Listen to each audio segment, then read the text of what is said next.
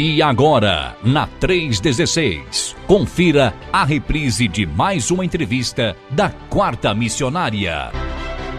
Bom, e o lance é o seguinte, já está valendo, lá no nosso YouTube também, né? Lá no nosso canal de TV no YouTube, já estamos ao vivaço por lá, se você quiser conhecer o nosso missionário de hoje, então corre para lá, para que você possa estar também acompanhando esse bate-papo, conhecendo mais um dos nossos missionários da Junta de Missões Nacionais. Bom, muito bem, então hoje, bem acompanhando esse bate-papo, conhecendo mais um dos nossos missionários da Junta de Missões. Deixa eu tirar esse áudio aqui, agora sim.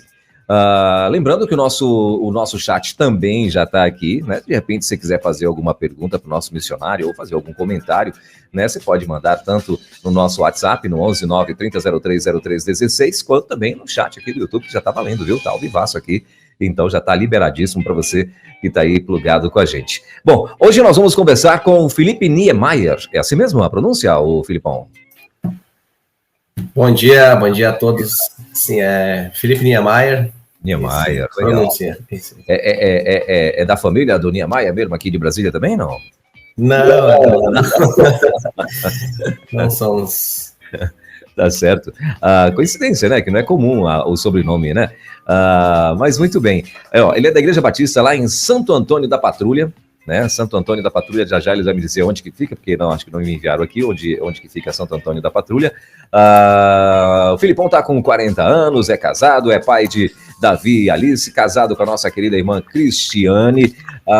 Hoje eles estão aí atuando em implantação de igrejas lá na cidade de Santo Antônio da Patrulha. E deixa eu ver o que mais. Bom, é isso, em resumo, é isso aqui. Esse é o nosso amigo Felipe Niemeyer, que a gente vai estar conversando com ele a partir de agora aqui na Rede 316. Bom, ô Felipe, bom dia então, querido, mais uma vez, Papai do Céu te abençoe, obrigado por ter atendido aí o nosso chamado, o nosso convite, né, que esse bate-papo aí de 1 hora, normalmente a galera, dia de semana, de manhã, né, normalmente tá todo mundo naquela correria, né, mas graças a Deus conseguimos aí essa agenda contigo, né, e que coisa boa, né, a gente se sente muito honrado pela tua presença aqui, tá bom?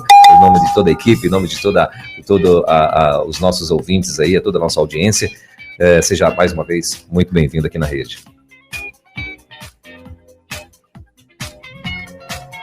Bom, 10h04. Ô Felipe, Santo Antônio da Patrulha, fica onde, meu irmão?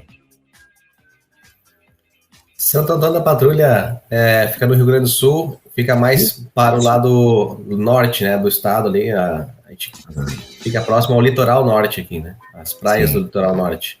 Sim. Fica próximo a Porto Alegre também, fica a 80 quilômetros de Porto Alegre. Certinho. E também tem rios lá? Passa algum braço de rio dentro da cidade também, não? Passa sim. No ano passado, inclusive, nós tivemos um evento, uma situação no mês de junho, onde a cidade foi afetada também por uma enchente, a cidade mais próxima aqui também, que é o Cará, ele foi inundado pelo Rio dos Sinos aqui. Foi uma tragédia bem grande aqui, não foi tão... A proporção não foi a mesma, afetou menos cidades, né? Mas foi no início do ano passado. Né? Sim. E nesse evento que aconteceu agora, também vocês foram atingidos aí também, não? Não, dessa vez não. Com o ocorrido no início do mês, do ano passado, o prefeito aqui da cidade, ele tomou uma iniciativa de fazer um assoreamento, eu não sei se bem esse é o nome que diz, né? Mas um assoreamento, uma limpeza de todos os canais que passam pela cidade. Sim. E aí isso proporcionou que a água passasse com mais facilidade pela cidade, limpou bueiros, enfim, ele fez um plano de prevenção, né, no final do ano, o que nos garantiu aí dessa vez não ser atingido. Porque da outra vez que aconteceu a situação, deu mais ou menos uns 200 milímetros de chuva. naquele período, e essa vez foi muito mais, né? Muito mais de 500 milímetros de chuva. Olha aí, rapaz. Então ele escolheu pagar um preço, porque acabou que quando ele fez esse assoreamento, né, essa limpeza desses canais, foi necessário derrubar alguma coisa, alguma mata, né, derrubar algumas árvores, porque era necessário limpar o caminho por onde esses lugares a água passa, para poder ampliar o acesso, e foi o que garantiu. A água passou, dessa vez passou, em alguns pontos, raro, foi muito poucos, alguns lugares que a água subiu e botou para fora, como eles chamam, né? Botou para fora da margem. Mas foi bem melhor, né, do que ano passado. Ano passado foi feia a coisa. Sim. Ou seja, a gente vê que muitas dessas tragédias, né, que acontecem, foi o caso agora dessas outras cidades, a grande maioria delas, com certeza, vai aí um pouco de má gestão, né, de prioridade e tal, e sendo que o pessoal, inclusive, aí a gente não sabe, né, porque tem muita coisa, falam muita coisa, a gente não tem a certeza, mas dizem até que as comportas aí no Rio Grande do Sul, né, que acho que foram 19 que foram abertas, algumas delas se abriram sozinhas, justamente por falta de manutenção e tal.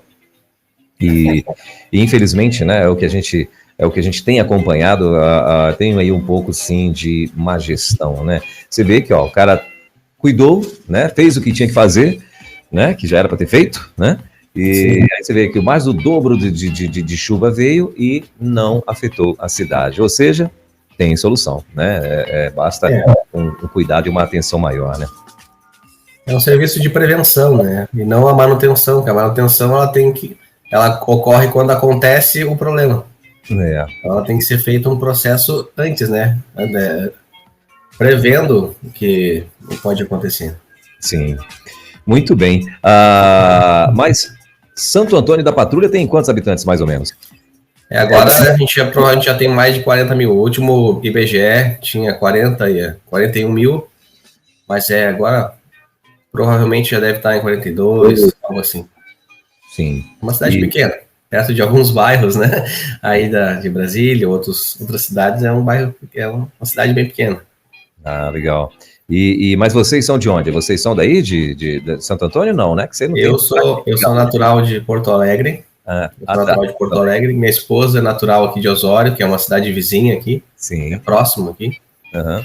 Mas já moramos aqui em Santo Antônio há 14 anos, quase 14 anos, 13 anos. Né? Sim. E pela Junta de Missões, sempre aí vocês foram para aí já pela Junta de Missões ou não? Isso, a gente assumiu aqui o trabalho em 2009. Sim.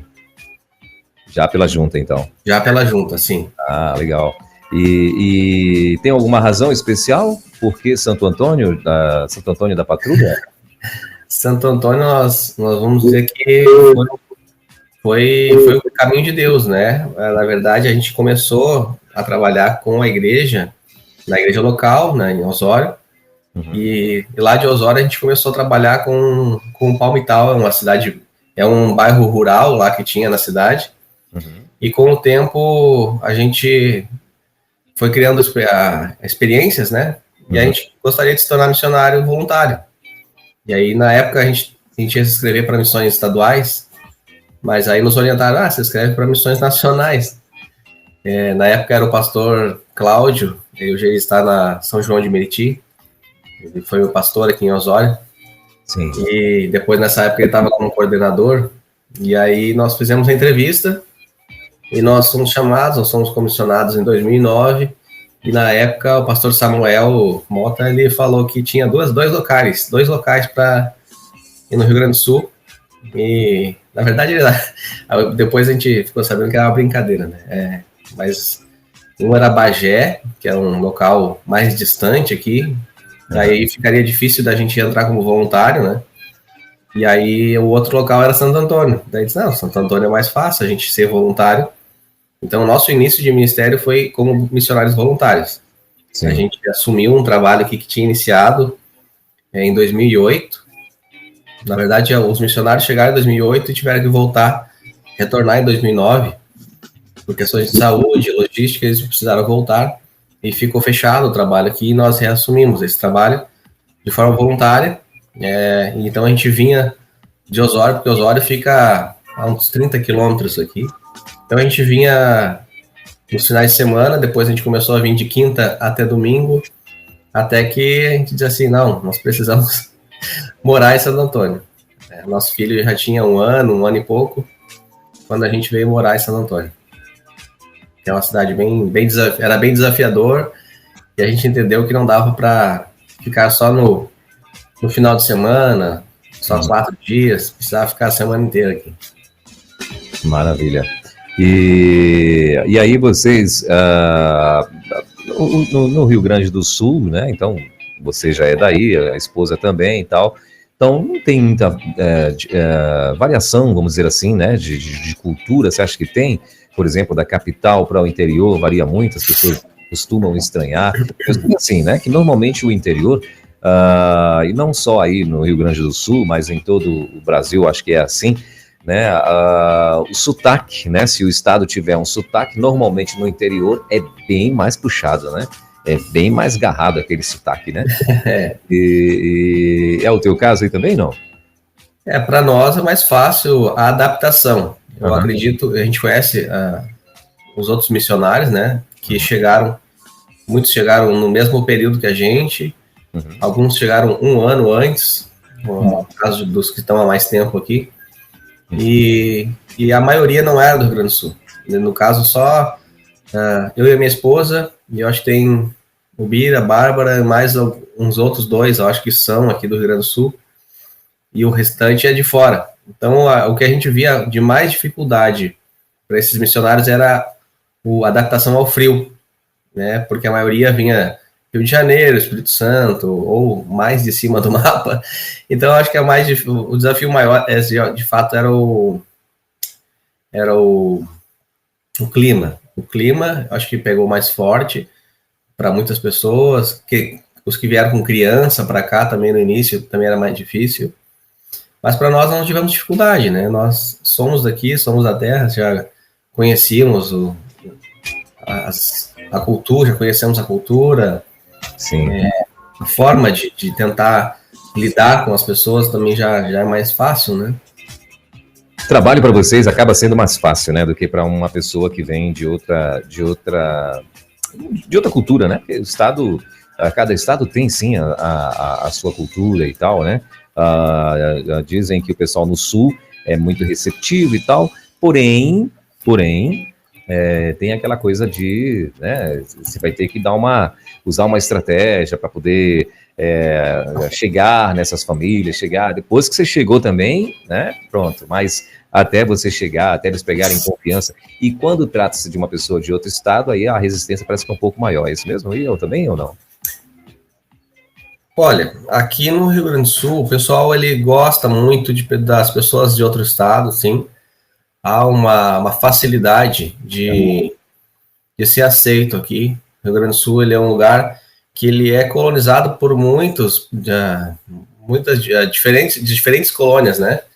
Então, sempre foi um estado muito aberto a receber pessoas de fora, porque nós temos aqui colonização italiana, colonização alemã, polonesa, enfim, de todos os tipos, né, de cultura. Então, eu não vejo hoje uma dificuldade nesse quesito, assim. Eu acho mais difícil a ideia que se tem do Rio Grande do Sul de ser preconceituoso, onde, na verdade, acho que é uma minoria. Acho que quase todo lugar tem uma região que é mais... Todo lugar tem, né? Tem regiões que são mais preconceituosas, outras são mais abertas, mas, enfim, eu acredito que essa questão do dialeto, da forma de falar, até atrai mais as pessoas, né? Eu tenho para dizer que, pelo fato do Rio Grande do Sul ter um histórico de ser mais fechado para o evangelho, assim, quando chegam pessoas de fora que já conhecem Jesus, elas dão, vamos dizer assim, um gás, né? Elas dão uma energia para a igreja, elas ajudam na igreja, elas são muito bem-vindas nas igrejas, e elas ajudam outros que são, né, locais a também se desprenderem, a aprenderem a lidar com isso tudo. e isso até facilita, até ajuda bastante, assim. E a forma como a gente mais trabalha, e é algo que a gente vê como forma de ferramenta mais importante na questão do evangelismo, é o relacionamento.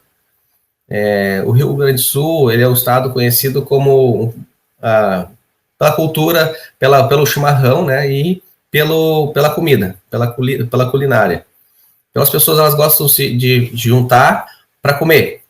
E quando fala de crente, comida, estão tudo junto, né? Então, quer fazer uma reunião, faz um churrasco, faz um chimarrão, sempre vai dar certo.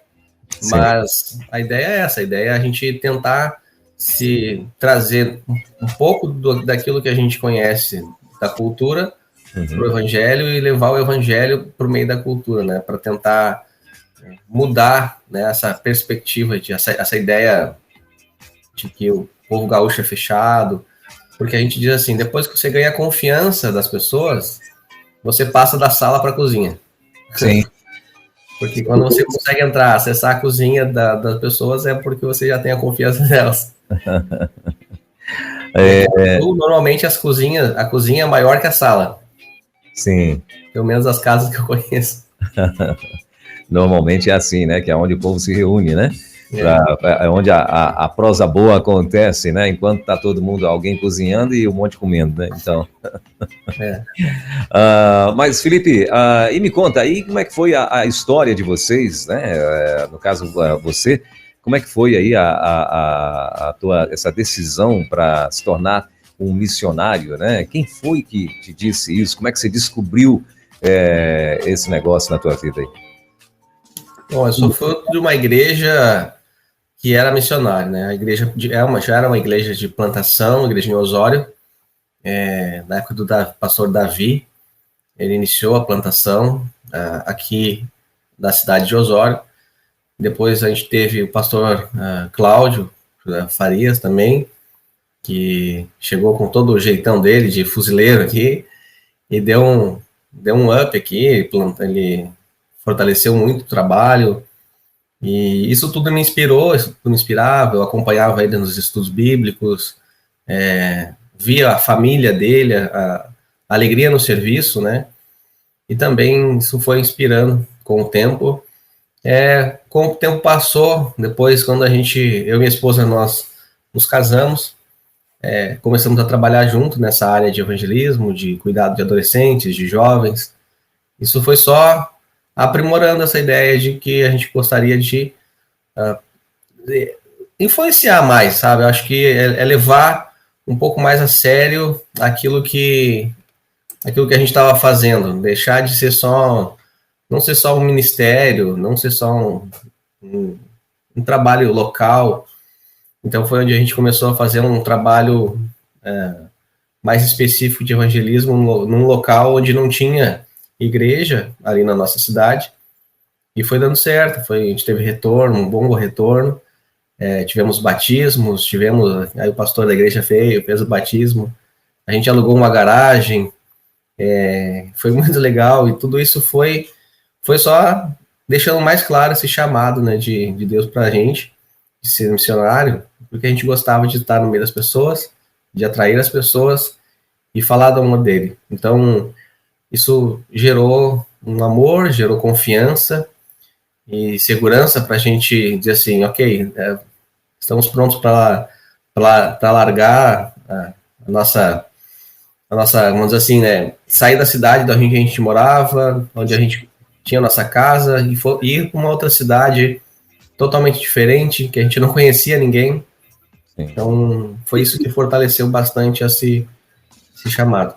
E como é que foi a reação, no caso dos teus familiares, o Felipe, os teus pais e tal, como é que reagiram quando você disse que ia se tornar um missionário? Que normalmente, eu costumo falar aqui com os missionários, normalmente né, os pais sonham para os filhos profissões glamurosas, não é? Então, aí fica lá, não, pô, vai ser médico, vai ser, né, advogado, cientista da NASA, vai ser alguma coisa nesse sentido, né? E aí o cara chega e fala, não, eu vou missões, eu vou até fazer um curso desse que você quer aí, mas eu vou para missões e tal. Como é que foi na tua casa, meu irmão? A minha primeira formação é em computação, né? Eu trabalhei sempre com um computador. Olha aí. Tanto que eu brincava quando eu iniciei no Evangelho, né? Disse, olha, mexer com computador é mais fácil. Quando dá problema, a gente troca uma peça, a gente formata, né? Verdade. E se quando não dá certo, a gente descarta. Então, com gente não, né? Com gente era diferente. Mas meus pais, eles sempre apoiavam, nunca tive nenhuma dificuldade. Minha mãe é cristã, ela mesmo diz, né? Eu te apresentei com 8 meses de idade na igreja. 8 meses ela já estava lá na igreja comigo, me apresentando, né, pedindo o pastor para me apresentar na igreja. E eu acredito que, com relação a isso, nunca tivemos dificuldade. Meu pai, talvez um pouquinho mais de resistência na época, no início, porque ele ainda não era convertido. Ele veio a se converter depois desse processo, quando a gente veio para Santo Antônio, e aí o Davi nasceu, e ele vinha com a gente para cuidar do Davi. E a palavra diz que que a fé vem pelo ouvir, né? E ouvir a palavra de Deus. E ele de tanto ouvir pregações, ver as coisas que estavam acontecendo na igreja, ele entregou a vida dele para Cristo. Eu tive o privilégio de batizar meu pai. Então, hoje eles são os nossos apoiadores, nos ajudam, tanto com a igreja, na igreja, com os filhos, para a gente poder trabalhar e fazer as coisas na igreja. Meu sogro e minha sogra também sempre nos apoiaram, tanto que quando a gente veio para Santo Antônio da Patrulha, o casal missionário que estava aqui antes já tinha sido adotado por eles estavam já ajudando aqui na cidade, então eles deixaram de congregar em Osório, vieram para ajudar aqui, então final de semana eles vinham para cá, para ajudar aqui o outro pastor, o pastor Sérgio e a irmã Ada. Sim. Então, nunca tivemos esse tipo de dificuldade. Claro que quando a gente vai fazer alguma viagem mais perigosa, alguma coisa, algum atendimento mais perigoso, eles ficam apreensivos, né? Por exemplo, com essa enchente agora, a gente foi em alguns lugares que a gente tirava foto e eles assim, como é que vocês foram parar aí, né?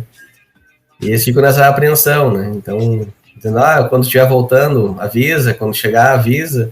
Sim. Eles ficam com essa apreensão, mas nunca contrários ao trabalho. Maravilha. A resistência um pouquinho mais, assim, foi quando a gente falou que ia mudar de cidade, né? Porque a gente morava tudo na mesma cidade, e a gente ia sair, daí eles sentiram um pouco, mas foi rápido o processo de adaptação. Maravilha.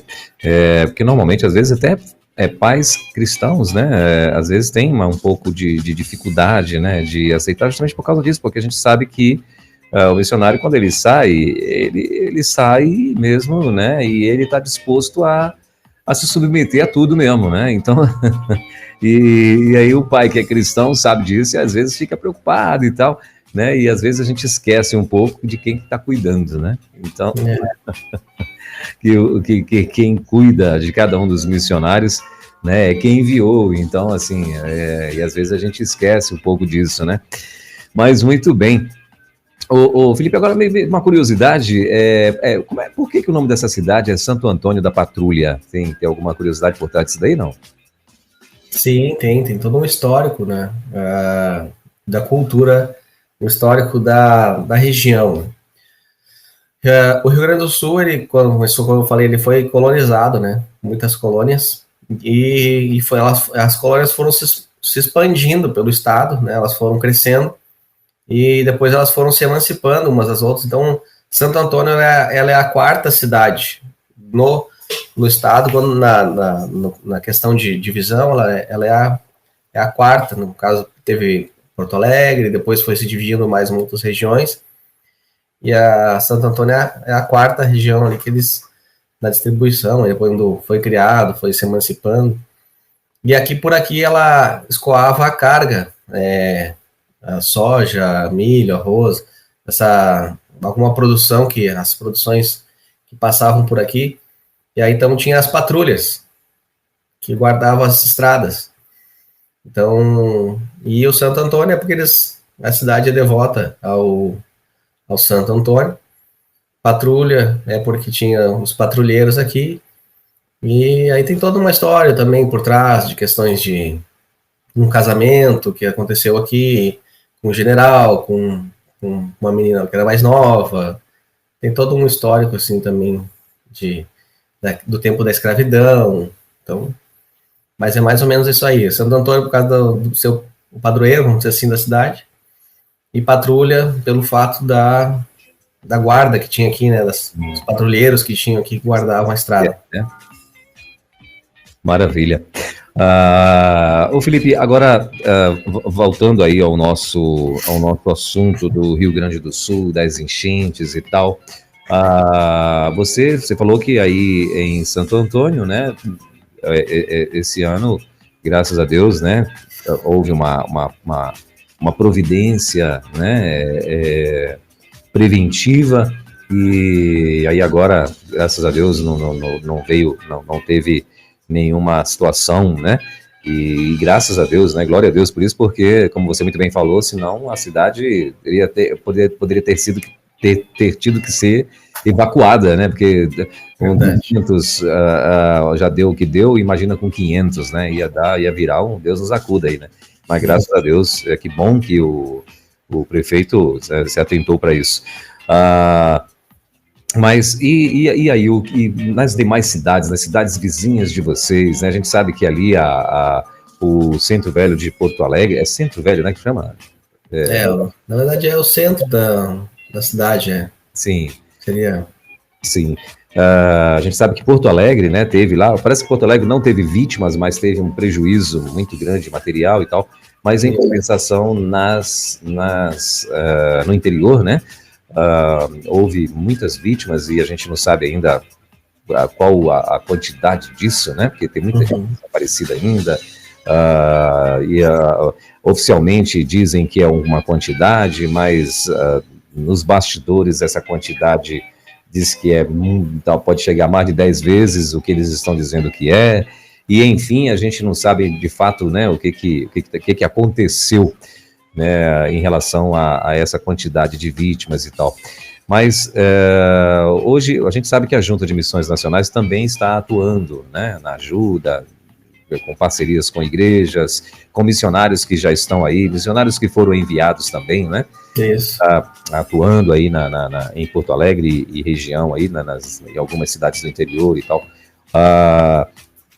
E o que é que mais, assim, o Felipe, te chama a atenção hoje, que talvez fosse, que você, né, no teu entender, na tua visão, fosse prioridade, né, para essas cidades que foram atingidas, para esse povo que está aí, né, de repente, lutando para retomar as suas vidas e tal. O que você acha que hoje, na tua visão, o que é prioridade hoje para o Estado? Eu acredito que a prioridade hoje é algo que, aos olhos de muitos, pode ser loucura, mas tentar organizar o caos, né? que é um caos. Foi gerado um caos, mas esse caos ele precisa de alguma forma ser gerenciado, né? E o que nós estamos vendo é essa tentativa, né, de tentar ajudar de todas as pontas, de todos os lados, de alguma forma tentar ajustar algumas coisas para poder ver soluções, né? Porque quando a gente olha o mapa, né, se for olhar o mapa por cima de como era antes, como ficou, a gente vai ter muito trabalho por muito tempo. A paisagem do Rio Grande do Sul mudou, principalmente a serra, onde teve os deslizamentos, mudou completamente a paisagem. Cidades que hoje a gente olha, por olhar pelo mapa, que não existem mais, alguns bairros que não existem mais, cidades pequenas que foram praticamente devastadas com tudo isso. Eu acredito que voltar à normalidade seria algo... estaríamos mentindo se dissesse que daria para voltar à normalidade. Nunca mais vai ser normal, né? Todas as pessoas que passaram por isso, toda vez que chover, elas vão lembrar. Todas as vezes que ela vem em alguma rua, começando a inundar uma rua, uma calçada, elas já vão entrar em pânico. Então, o que eu acho que nós precisamos é, de alguma forma, procurar ajudar essas pessoas a superar a dor, superar o pânico, superar a tristeza e eu acredito que somente através do amor de Jesus para isso, né? Pode vir a ajuda de todos os lugares, do Exército, da Marinha, da Aeronáutica, de todo o governo, né, de todas as instituições, mas a única que vai poder realmente fazer diferença na vida dessas pessoas é a igreja, através de Jesus, com a mensagem do Evangelho, mensagem de esperança, para que elas possam ser encorajadas. E o que eu tenho dito nos lugares onde eu passo para essas pessoas é dar um abraço muito forte nessas pessoas, porque elas precisam chorar, precisam ser abraçadas, se sentir amadas, cuidadas, porque elas estão vulneráveis. E eu digo para elas que a minha oração é que Deus possa fazer com que elas enxerguem além do que elas estão vendo, que elas enxerguem além da lama, além da bagunça, da sujeira, do caos, que elas possam enxergar um milagre de Deus por elas estarem vivas, que elas possam enxergar suas vidas sendo reconstruídas e que elas possam enxergar o futuro, né? Então, eu acho que o melhor caminho que a gente tem em meio a esse caos, claro que a gente precisa levar comida, mantimentos, tudo que for necessário, mas se nós não levarmos a palavra para essas pessoas se encorajarem a prosseguir e dar sequência em suas vidas, a gente vai ter um número muito alto, infelizmente, que já é um registro alto que temos no Rio Grande do Sul, de suicídios. Nós não cuidarmos, não tratarmos essas pessoas, a gente vai ter um número aí muito maior, né? A gente, esses dias eu estava ouvindo o desabafo de um senador, né, ele falando que inclusive onde eles estavam atuando, né, ele falando assim, então, não adianta você mandar para cá cesta básica, né, você tem que mandar para cá comida, meu, aqui não tem cesta básica, o cara vai cozinhar onde, o cara vai, né, então, ou seja, cada lugar está tendo aí como você muito bem falou, um caos, né, para poder administrar de uma forma diferente. Enquanto a cesta básica está resolvendo para alguns, né, para outros o cara não tem nada, meu. Levou a enchente, simplesmente levou tudo. Tem pessoas que não abandonaram suas casas, né, e mesmo dentro d'água e tal, ficaram lá. Eu acho que agora sim, me perdoe, eu acho que você não estava me ouvindo, né? Não estava ouvindo. Ok. Então, o que eu estava dizendo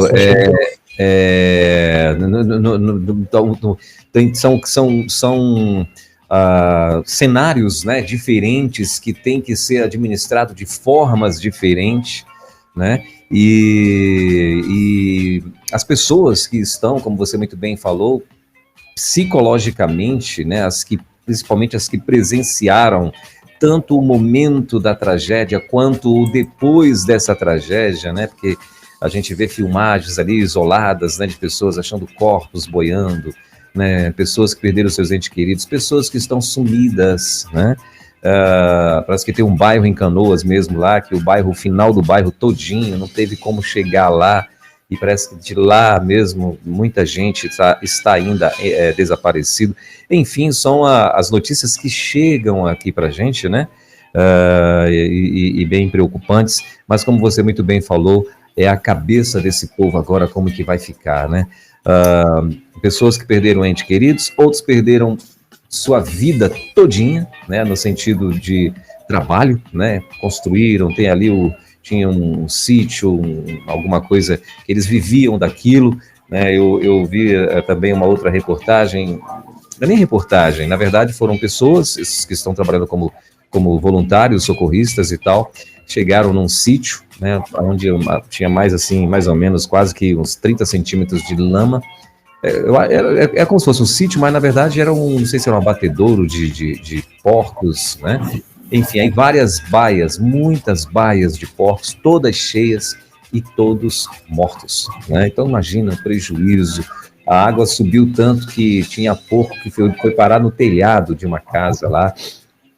Estava morto também, né? Conseguiu boiar, não sei, nadar, não sei o que aconteceu, enfim. Uhum. E essas pessoas estavam ali, né? Esses voluntários estavam ali e falaram que os donos não estavam ali. O lugar estava abandonado. Ninguém sabe onde estavam os donos daquele negócio ali, né?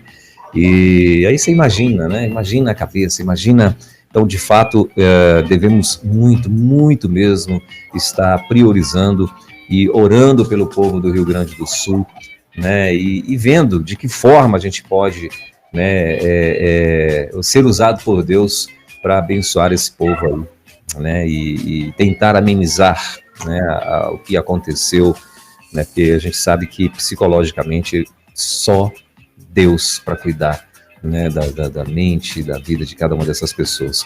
E hoje, o Felipe, o que vocês, no caso, estão, né, junto com a junta, no caso a tua igreja aí, o que vocês estão fazendo especificamente, onde vocês estão atuando, né, em qual cidade aí mesmo, cidades vizinhas, Porto Alegre, onde é que vocês estão atuando hoje? Isso. Nós hoje somos um dos celeiros, né, um dos locais que recebe doação.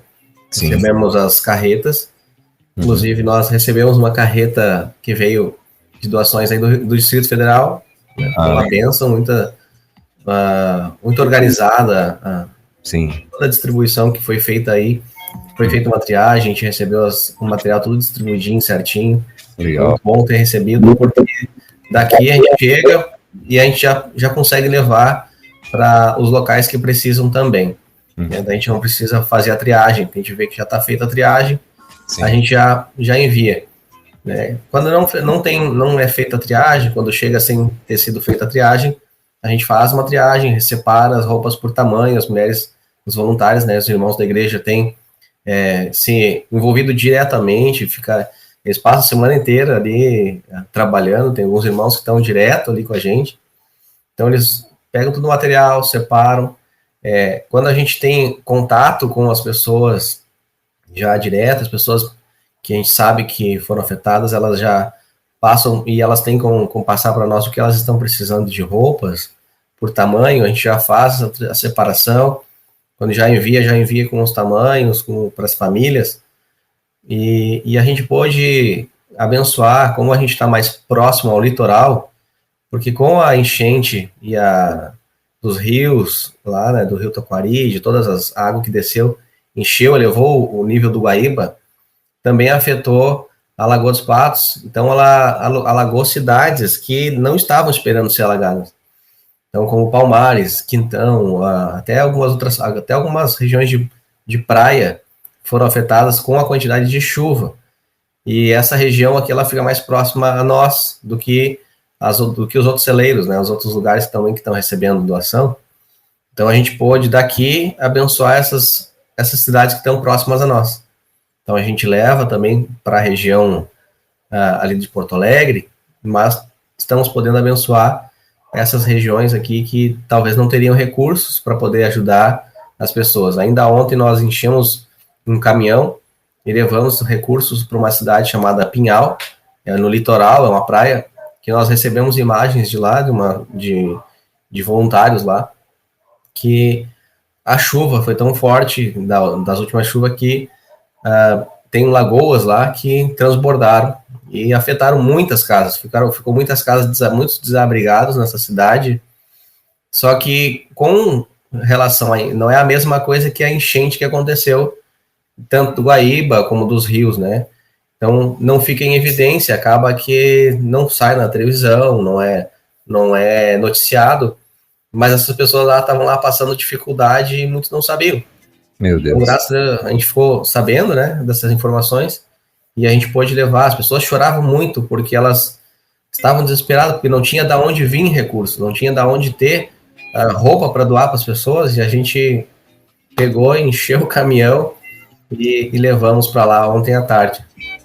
Então, isso tem sido uma alegria, né? Depois a gente vê as fotos, né? As fotos das crianças com cobertor, com a roupinha, com brinquedo. Isso é mais do que qualquer coisa que a gente espere, né? Quando a gente está trabalhando e fazendo tudo isso, se envolvendo, para nós o que vale é ver um sorriso no rosto de uma criança que estava lá passando frio, sem roupa, sem chinelo, sem um sapato, sem uma meia, e agora elas estão sendo cuidadas, né? Então, a gente tem recebido bastante doações aqui, e isso tem nos proporcionado a abençoar, então, essas cidades ali. Então, a gente tem trabalhado, sim, mas a gente sabe, por exemplo, tem os outros celeiros, e a gente tem essa comunicação. Até hoje de manhã está tendo uma reunião ali A Cris está em outra reunião. A gente está assim, daqui a pouco está numa reunião, outro está noutra, para alinhar isso, justamente porque tem os outros locais que também estão recebendo muita doação, e aí pode acontecer assim, aí eu tenho muita roupa, aqui eu tenho bastante comida, vamos trocar, e aí pode, em alguns momentos pode acontecer isso, né? Porque a gente precisa estar ajudando o máximo de pessoas que a gente puder, e em todas as regiões que a gente puder alcançar, né? Fazer chegar esse material. As pessoas, quando estão doando, né, elas vão lá entregar, seja uma pecinha de roupa ou 1 quilo de alimento. O sonho dela, o desejo dela é dizer assim, eu estou participando e eu quero que isso chegue naquelas pessoas que estão precisando, né? Então, sim. Estamos fazendo isso. Maravilha. Deixa eu mandar um abraço pro pessoal que está aqui interagindo com a gente no nosso chat aqui no YouTube, né? Lembrando a você que a gente está ao vivo também no YouTube, né? Nessa conversa com o nosso Felipe Niemeyer, né? Que ele já falou que não tem nada a ver com o Oscar Niemeyer aqui de Brasília, então... São parentes distantes, né, ô Felipe? Bem distantes. Mas deixa eu mandar um abraço pro pessoal que está aqui plugado com a gente aqui no chat do YouTube. A nossa querida irmã Marluce já está na área, o Sérgio Fonseca também já passou por aqui, a Cristiane Paulo, lá em Recife, também já está aqui, a Marta Duarte mandando bom dia, dizendo que está acompanhando, e a Elza Silva também já chegou por aqui. E Felipe, a Elza, ela fez uma pergunta aqui que eu achei bem interessante, que diz assim, ó: como vocês souberam dessas pessoas lá de Pinhal? Porque qual que é a preocupação dela? Ela falou assim, por favor, porque pode ter pessoas por perto que não sabemos e precisamos saber, né? Eu não sei onde que a Elza está. Você conhece a Elza Silva, não? Conhece, não? Por esse nome, não. Não, né? Não quero pecar dizendo que não conheço, mas é tanta gente, né? Mas eu não me lembro agora, Elza Silva. Porque ela tá falando assim, ó, porque ela se incluiu aqui no negócio, então ela falou assim, ó, porque pode ter pessoas por perto que não sabemos, né? E precisamos saber, então... sim, não, entendo. É porque, de fato, a mídia está mostrando, claro, os locais, as cidades. A gente tem 497 municípios no Rio Grande do Sul. Uhum. E desses 497, a gente já tem quase 92% de afetado, né? A gente tem aí, acho que na última atualização, se eu não me engano, estava em 460 e alguma coisa, 450 municípios afetados. Então, é muito local afetado.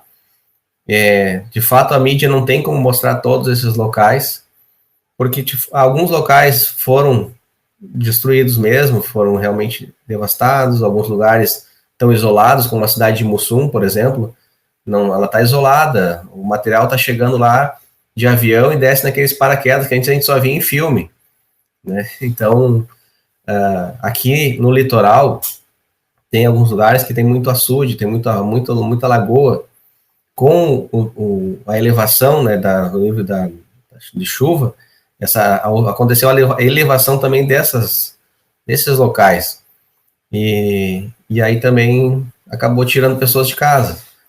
Então, essas coisas a gente não tem muito como saber, não tem como controlar tudo, né? Mas a Defesa Civil, ela tem atuado bastante, ela tem conseguido prestar um bom serviço, e a própria população, ela vai entrando em contato, né, com as pessoas que ajudam e estão ajudando. A gente está com aquele canal SOS Rio Grande do Sul também para poder receber ali informações. As pessoas vão entrando em contato, mandam informações e a gente vai atrás. E a gente vai averiguar, ver se de fato é verídico. E aí a gente procura um local, por exemplo, Pinhal não tem uma igreja batista, assim. Não significa que eu não vou lá e vou ajudar porque não é igreja batista.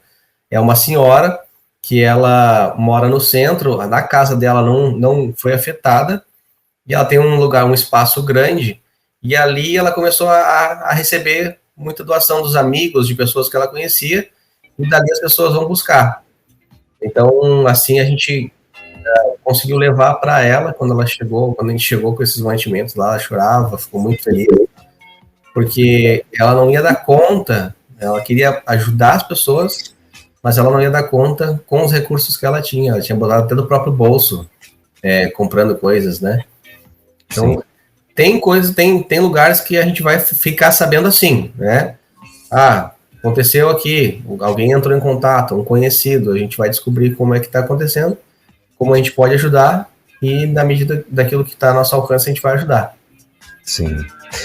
Muito bem. A Elza está dizendo que ela está lá em Esteio, no Rio Grande do Sul. Sim. Ela é da Igreja Batista lá de Esteio, do pastor Jorge Miguel dos Santos. É por isso que ela perguntou, né? Ficou curiosa para saber como é que vocês descobriram Pinhal. E é isso, gente. Olha, se você que está ouvindo a rede, né, e de alguma forma você tem alguma estratégia de fazer contatos, né, com cidades que de repente ainda estão precisando, ou seja, eu acredito que as cidades estão sendo alcançadas, né, por doações e tal, mas tem aquela que está precisando de mais ainda, né, mais do que as outras, né, e então assim, se possível, você pode entrar em contato aqui no 11 9 3003 0316, né? E a gente automaticamente vai estar passando para a equipe que está aí no Rio Grande do Sul, né? Inclusive até aqui para o nosso querido pastor. Você é pastor, né, Felipe? Sim. Sim, então. Inclusive aqui para o pastor Felipe, né? A gente vai estar, de alguma forma, estar alcançando, né, mais pessoas e tal. E Felipe, e a chuva por aí? Parou? Como é que tá nessa região, principalmente a região mais afetada? A chuva já deu uma tréguazinha? Como é que tá isso aí? Infelizmente a gente está com aquela realidade, que chove, para de chover, um dia, 2, e aí depois volta a chover. Havia parado de chover ontem amanheceu um dia com sol, um dia bonito, e aí terminou o dia com chuva e frio, né? A previsão é de frio, de diminuir a temperatura. Até voltando ali à situação das cidades, né? A gente teve uma situação aqui que é o êxodo, né? Muitas pessoas que moravam nessas regiões afetadas, elas saíram, foram para casa de parentes, e muitos parentes moravam na praia. Então, essas praias que eu falei, citei Pinhal, Quintão, é uma região aqui do litoral norte, elas são praias conhecidas como mais populosas no verão. E aí, agora elas estão recebendo muita gente lá, e até os prefeitos estão até dizendo assim, né, que estão sem estrutura para receber tantas pessoas, e com essa chegada delas.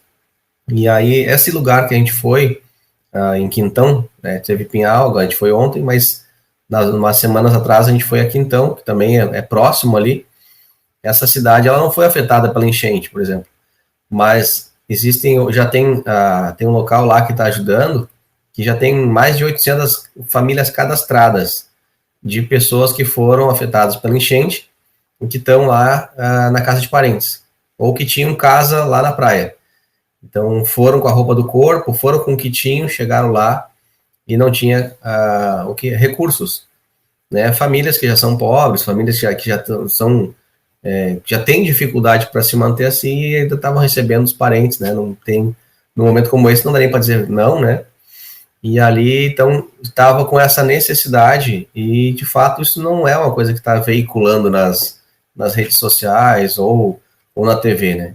Então, a gente também ficou sabendo dessa história e a gente foi lá, levou esses mantimentos para lá, também foi uma festa, foi uma alegria quando a gente chegou com o caminhão lá. Então, já foi 2 cargas já de doação para lá e já estamos planejando uma 3ª carga de doação para lá.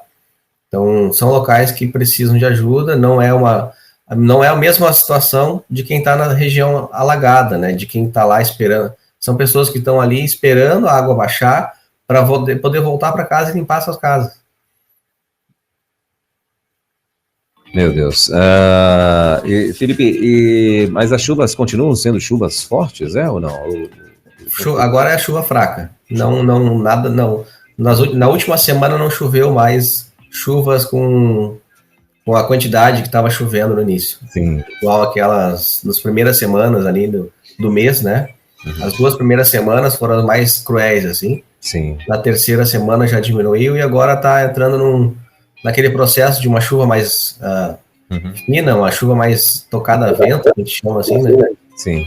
Então tá mais, vamos dizer assim, agora já não é chuvas que trazem risco. Mas para as regiões que já estão alagadas, casas que já estão embaixo d'água, Sim. acaba que não baixa a água daí, né? Sim. E os rios começaram a baixar, assim, de vez mesmo e tal? Porque eu ouvi na semana passada que o rio estava começando a baixar, mas depois, de repente, começou de novo a voltar a subir, né? Justamente. A chuva não tá acontecendo e tal, mas parece que acho que o rio estava subindo de novo. Isso, a primeira semana foi, como eu chamava, né? As ondas, né? A primeira onda, depois teve a segunda onda ali, onde subiu a primeira vez, deu todo aquele estrago, e aí se manteve por uma semana, mais ou menos assim, e aí parou de chover, ele diminuiu de novo, diminuiu um pouco, ele voltou para um nível um pouco mais razoável, vamos dizer assim, tanto que tinha alguns lugares que a água já estava serena, já estava calma, que eles fizeram pontes de acesso, né, entre uma cidade e outra. O exército fez uma ponte de acesso a uma cidade, de uma cidade para outra, com barcos, assim, fez uma passarela para eles poderem passar. E aí voltou a chover de novo, muito forte, e encheu e já arrastou, já saiu arrancando tudo, essas pontes que eles fizeram, caminhos humanitários que eles chamam, já arrancou tudo, deu todo esse estrago, e já baixou de novo. Então, enquanto não parar de chover uma semana, duas, e se chover fraquinho, como choveu essa noite, ele fica subindo, porque o solo está muito encharcado, o entorno do rio está encharcado, então a água o solo não está absorvendo, não tem força suficiente, porque é uma época fria agora, e o sol, quando sai, ele sai envergonhado, né? Ele não se mostra como deveria se mostrar e não esquenta a terra, não dá tempo de secar a terra. Sim. Muito bem. E, Felipe, hoje, no caso, o que vocês, né, depois dessa tragédia aí em várias cidades vizinhas, né, a tua cidade, graças a Deus, foi poupada, mas depois dessa tragédia aí e tal, o que vocês pensam? Tem alguma estratégia, tem alguma coisa que vocês estão pensando, no teu caso especificamente, particularmente a igreja, é a primeira, né, a tua igreja é a primeira batista, é isso? A gente não botou como primeira igreja batista, ficou como, que a gente usa a sigla IBSAP, que é de Igreja Batista em Santo Antônio da Patrulha, a gente fala IBSAP. Legal. Não ficou como PIB, ficou como IBSAP. Legal. E então a IBSAP, o que vocês pensam em fazer depois disso? Vocês estão já estavam pensando em alguma coisa além de Santo Antônio? Qual como é que eu posso dizer, a estratégia, né, que vocês vão adotar, além do que vocês já fazem? Sabemos que vocês estão atuando em Santo Antônio, né? E assim, o que vocês têm, ou melhor, o que vocês têm? Não, vocês têm, essa é a pergunta. Vocês têm alguma coisa para além de Santo Antônio? Não? Tem. A gente tem um trabalho chamado Pé na Estrada. E a gente já ajudou em outras enchentes, né? A do ano passado que teve, na região do Taquari também, a gente foi até algumas cidades ali, Encantado e outras cidades, e ajudamos na limpeza das casas. Então a gente montou uma equipe, ano passado a gente tinha 2 equipes, e agora a gente já está ampliando essas equipes, a gente já está em 4 equipes. Quinta-feira agora a gente já vai fazer um novo treinamento, porque quem entra nessa equipe do Pé na Estrada precisa ter o treinamento dos bombeiros, que a gente tem aqui na cidade, eles fazem um treinamento, primeiros socorros, de reconhecimento de perigo, reconhecimento de extintores, todas essas coisas desse tipo de preparar, né? Porque a gente pode enfrentar qualquer situação. Então, um dos requisitos para fazer parte dessa equipe é fazer o curso dos bombeiros, brigadista, né, que a gente chama, e também estar com a carteira de vacinação em dia. Isso é imprescindível, porque a gente enfrenta situações que a pessoa pode se machucar, pode ser picada por um inseto. Sim. Então ela precisa estar com a sua carteira de vacinação em dia. Isso não é negociável, a gente diz. E também, antes, ao entrar no projeto, ela recebe uma cartilha, ela recebe um documento reconhecendo que ela vai estar participando desse projeto, dessa etapa, reconhecendo os perigos que ela pode vir a enfrentar, porque a gente, como igreja, a gente não pode se responsabilizar por essas pessoas. Então, é um termo de responsabilização da pessoa que ela está indo de forma voluntária e ela é responsável por si ali naquela situação. Óbvio que a gente não vai botar ninguém em situação de risco. Em todos os lugares que a gente já foi, a gente sempre procurou ir com segurança. Justamente a gente está até esperando realmente baixar as águas para poder fazer essas ações de limpeza nas casas. Sim. Já começou a fazer algumas equipes já começaram a atuar, e agora a gente está preparando mais uma equipe para isso aí. Então a gente vai com lava-jato, com rodo, com tudo que tiver para tirar barro, tirar sujeira. A gente lava da casa do teto do chão ao teto, e a gente tem essa vontade de, assim que possível, limpar o máximo de casas possíveis que tiver ao nosso alcance, né? Maravilha. Muito bem, são 10 horas e 59 minutos em Brasília, a hora voou por aqui, né? Nós estamos conversando com o Felipe Niemeyer, que está lá em Santo Antônio da Patrulha, no Rio Grande do Sul, né? Eu, particularmente, ainda não tinha ouvido falar em Santo Antônio da Patrulha. A minha filha mora em Porto Alegre, apesar que ela está aqui em Brasília, né? Uhum. Ela mora aí em Porto Alegre, o esposo é brigadiano, né? Que chama aí em Porto Alegre. Isso, no estado, né? Então ele está aí, né? E tal, mas ela veio para ter a neném aqui, minha primeira netinha, né? Parabéns. Estão aqui em Brasília, mas ela mora aí. E eu, particularmente, ainda não tinha ouvido falar em Santo Antônio da Patrulha, né? Mas é com certeza mais uma cidade onde o nome do Senhor Jesus está sendo aí propagado, divulgado, né? E só tem essa igreja batista em Santo Antônio? Santo Antônio da Patrulha nós somos a plantação da igreja aqui. Iniciamos, nós somos igreja filha quando no começo, agora foi feito a concílio da igreja. Ela é igreja batista, ela era filha da igreja batista Passo da Areia, do pastor Cabral, Paulo Fernando Cabral, que agora está aí em Brasília, está na Batista Sião. Legal. Ele é primo da minha esposa. Eles são primos. Muito bem. Cristiane Cabral, né? Sim. Prima do Paulo Fernando Cabral. Legal. E o que vocês estão usando de... como você falou, você é daí da terra, né? Então, para você, nós acreditamos que é mais tranquilo, né? Porque você é da capital e, né, qualquer lugar do interior que você chegar, você está em casa, né? Mas assim, o que vocês usam de estratégias para poder estar evangelizando, ganhando almas aí, que você acha que mais dá certo? Eu falei no início lá, é o evangelismo de relacionamento, né? Sim. A gente tem ensinado e fortalecido essa ideia do relacionamento, discipulador, de criar esse vínculo intencional com as pessoas, com os amigos, né? Demonstrando Jesus através da nossa vida. Demonstrando ele através do nosso trabalho. Aonde quer que você trabalhe, você é um missionário ali,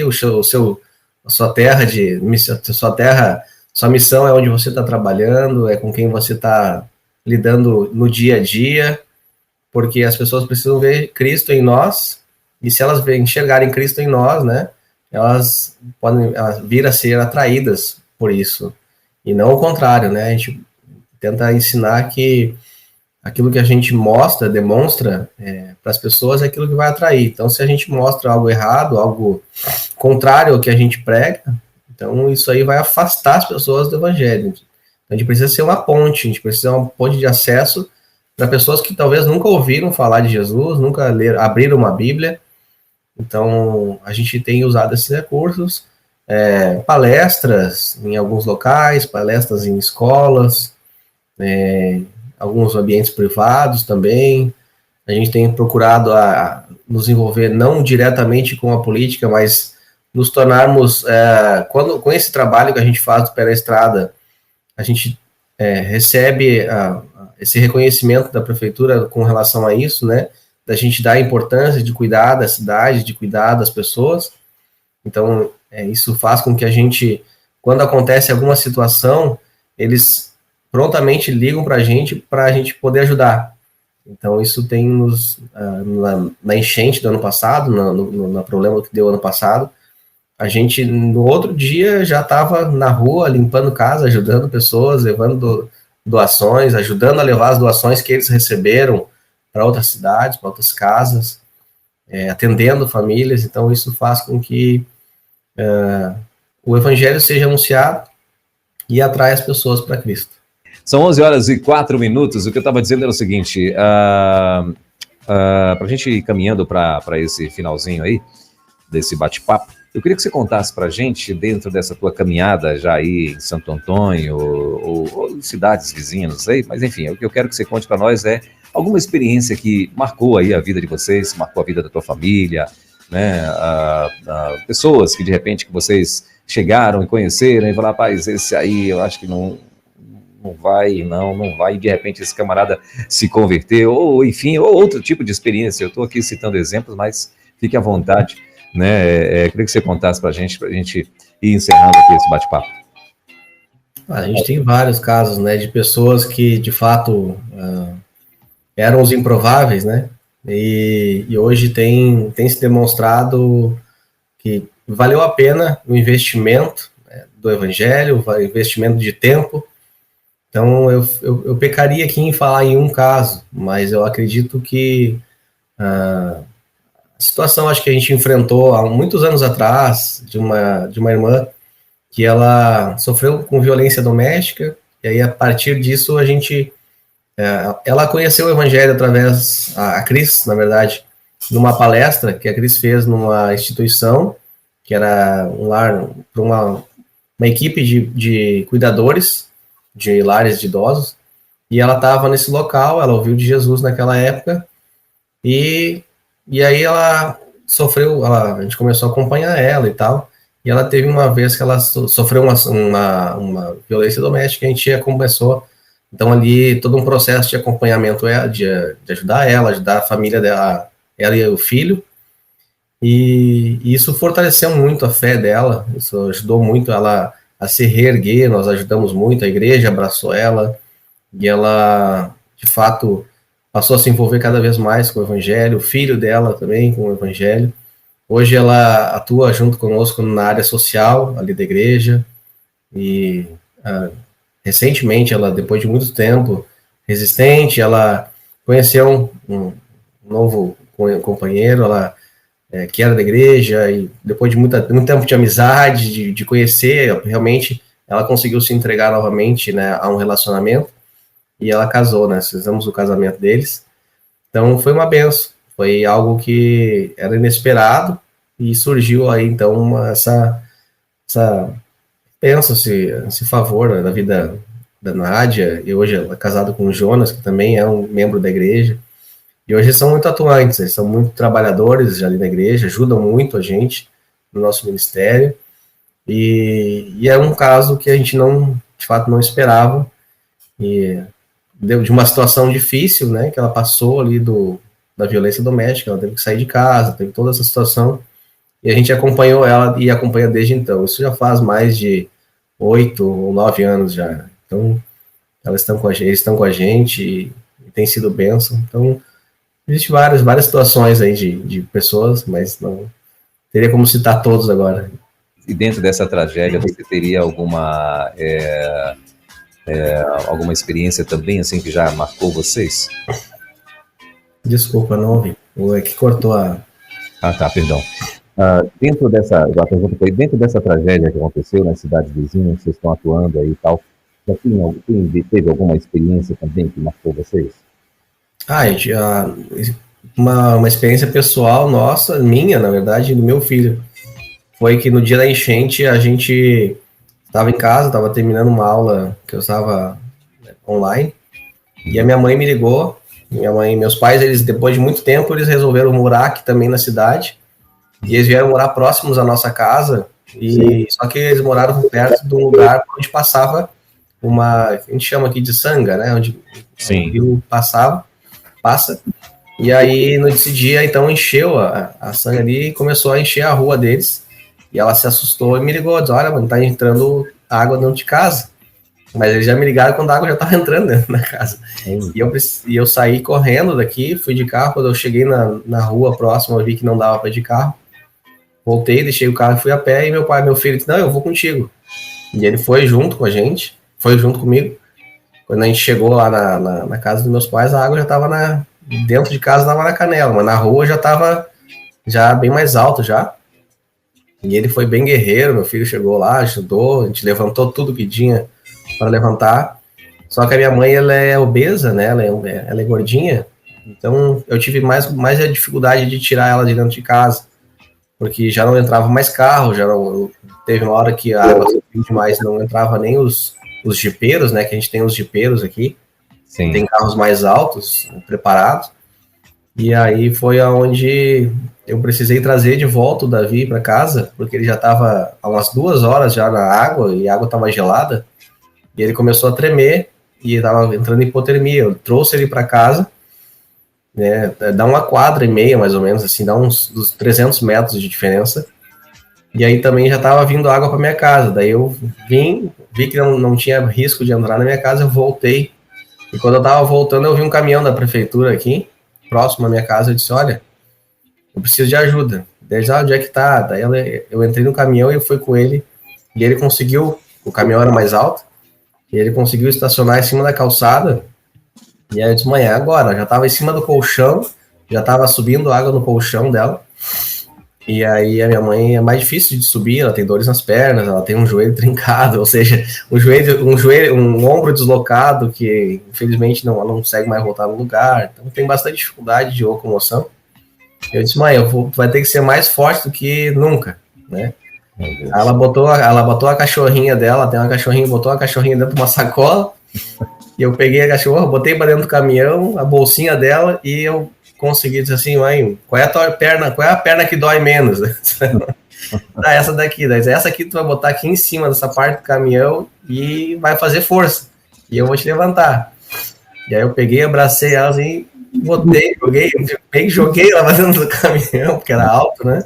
E aí aquilo ali para mim foi o alívio. Quando a gente saiu, o caminhão fez a volta e saiu daquela parte alagada e deixei ela na frente da minha casa, aquele momento ali para mim foi crucial, porque eu já não tinha mais força para fazer, não tinha como tirar ela, a correnteza que tinha não dava para tirar de barco, e eu já estava em desespero, porque ela não tinha mais o que fazer, né? E aí foi onde esse caminhão entrou e tirou ela ali, e aí eu voltei depois para ajudar o meu pai. Então, isso para mim marcou bastante, marcou meu filho até hoje, então por isso que a gente, quando tem essas enchentes, a gente se envolve, porque a gente já sentiu na pele já, a dor de uma pessoa que está dentro de casa e vê a sua casa sendo inundada. Então, e isso nos dá força para ajudar essas pessoas, a tirar essas pessoas desses lugares, a não querer que essas pessoas passem por isso de novo. Então, é algo que vai ficar para nossa memória, ficou na memória do meu filho também. Da minha filha, que na época tinha 5 anos, ela ficou muito, muito, muito preocupada. Então, isso era 2 horas da manhã, ela não dormia. Enquanto meu vovô não vier para cá, eu não durmo. Oh, meu Deus. E aí meu pai ainda ficou lá, ainda querendo arrumar algumas coisas, que a água começou a baixar. E aí a minha esposa fez uma ligação e botou ela fala com o vovô agora. Vovô, vem para casa, vem para cá. Que eu já tinha trazido minha mãe, né? E aí ele, tá bom, eu vou. Aí ele obedeceu a neta, ele era muito ligado aos netos. Daí ele veio, que ela já estava preocupada. Só depois que ele chegou em casa, que ele tomou um banho, tô bem. Aí ela deitou para dormir. Isso já era quase 4 horas da manhã. Então, isso marcou a família, nos fortaleceu, né? Então, quando eu vou para esses lugares assim para limpar, para ajudar, não tem tempo ruim. Depois que eu já passei, meu filho saiu com água no peito, aqui na altura do peito, aqui de dentro na rua, né? Quando eu fui trazer ele de volta para casa. Olha aí. Ele quase desmaiou umas 3 vezes no meio do caminho. Ele disse, não, tu foi forte até agora, tu vai até em casa, né? Então foi só o tempo de chegar em casa e botar ele no chuveiro quente, porque ele já estava entrando em hipotermia, que era muito... Porque foi em mês de junho. Mês de junho aqui no Rio Grande do Sul é muito frio. Muito frio, né? Além do frio, ali a água gelada foi muito ruim mesmo.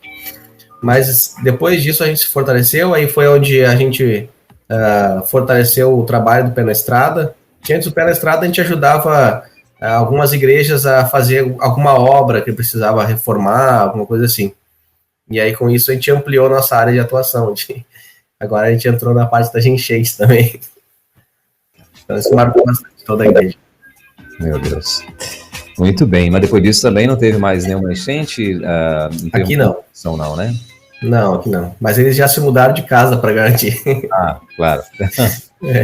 Até porque cada vez que chovia, minha mãe ficava preocupada. Preocupada, não. Quem é como você falou lá no início, né? Quem passou por esse trauma, agora quando vê o céu fechando, já o coração já começa a disparar, né? Fica preocupado, né? Porque de fato é algo, imagino que deve ser algo desesperador mesmo. Bom, gente, 11h15 em Brasília, 11h15. Felipe, eu quero muito agradecê-lo por estar aqui com a gente nesse tempo, né? Tenho certeza que foi muito abençoador. Tem um contato? Você gostaria de deixar aí um contato, caso alguém, né? Às vezes uma pessoa particularmente está ouvindo aqui a rádio e quer fazer algum tipo de doação para ir, né? Para o Rio Grande do Sul e quer usar vocês aí, de repente, como esse contato para estar distribuindo, já que você já tem aí alguns canais que já está mais fácil, né? Tem algum contato que você gostaria de deixar aqui para que o povo possa entrar em contato contigo? A gente tem contato, não sei se eu boto aqui no chat ou boto... Pode ser. Mas passa aí, né? Pode falar aí, porque tem um povo que está ouvindo a gente na rádio também. Mas pode ser então meu número, né? 51, na verdade, aqui, né? Começa 51. 997-62-1755. 997-62-1755. Isso. O meu particular é o WhatsApp também. Ah, maravilha. Então tá. Mas de qualquer maneira, a gente tem esse número aqui, o Luiz, lá da nossa produtora, da nossa produção, tem o número do pastor, caso alguém, né, queira de alguma forma juntar, quer estar fazendo já algum tipo de doação, ou quer fazer algum tipo de doação e tal. Então, uma das bases que temos por lá é lá em Santo Antônio da Patrulha. Já tem lá o nosso querido pastor Felipe Niemeyer, que já tem aí os canais de como ajudar aí um monte de gente. Pastorzão, obrigado, querido. Deus abençoe a sua vida. Obrigado aí a sua família, né? Obrigado por esse tempo aqui com a gente. Obrigado por ter atendido o nosso convite. E espero vê-lo mais vezes por aqui, né? Para que a gente possa estar sabendo das novidades aí de Santo Antônio da Patrulha. Amém. Eu agradeço. Agradeço pela oportunidade, pelo canal, por estar podendo divulgar o que está acontecendo aqui. Maravilha. Então, ótima quarta-feira. Deus abençoe e até a próxima. Amém. Até a próxima. Valeu. Você acabou de ouvir mais uma sensacional reprise da Quarta Missionária aqui na Rede 316.